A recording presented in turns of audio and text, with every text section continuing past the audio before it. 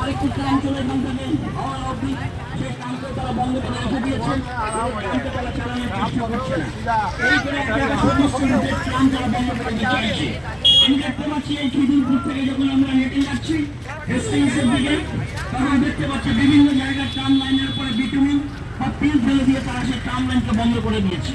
কিন্তু কলকাতা হাইকোর্টের মহামান্য বিচারপতি তিনি বলেছেন যে কোনো বিটুমিন দিয়ে গেলে ট্রাম লাইনকে বন্ধ করা যাবে না, বিটুমিনকে তুলে দিয়ে ট্রাম লাইনকে আবার পুনরায় তার জায়গায় ফিরিয়ে দিতে হবে।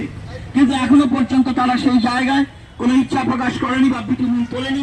আমরা দেখতে পাচ্ছি ট্রাম লাইনের বিটুমিন রয়েছে, শুধু যে খিদিরপুরে রয়েছে তা নয়, বিভিন্ন জায়গাতে সমস্ত জায়গাতে তারা এই বিটুমিন দিয়ে ট্রাম লাইনকে বন্ধ করে রেখেছে, তাদের ইচ্ছা ট্রামকে চালাতে দেবে না। আমরা জানতে চাইছি আপনি যে কপারটা এত দামি তার যে আপনারা কিনেছেন সেই তার গেল কোথায়? কেন এখন সেই তার ধর্মতলা ময়দানের প্রতি তারকে এখনো কেন পুনরায় স্থাপিত করা গেল না? কারণ এটা তো করতে বেশি করে সময় লাগে না। সমস্ত ট্রামগুলোকে ডিপোতে নিয়ে গিয়ে নষ্ট করে দিচ্ছে, ঝড় জল জলে ভালো ভালো ট্রামগুলো নষ্ট হয়ে যাচ্ছে।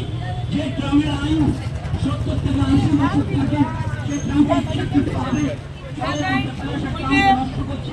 তারা চাইছে নতুন বাস করে আসতে চাইছে, তার ফলে এই বাসে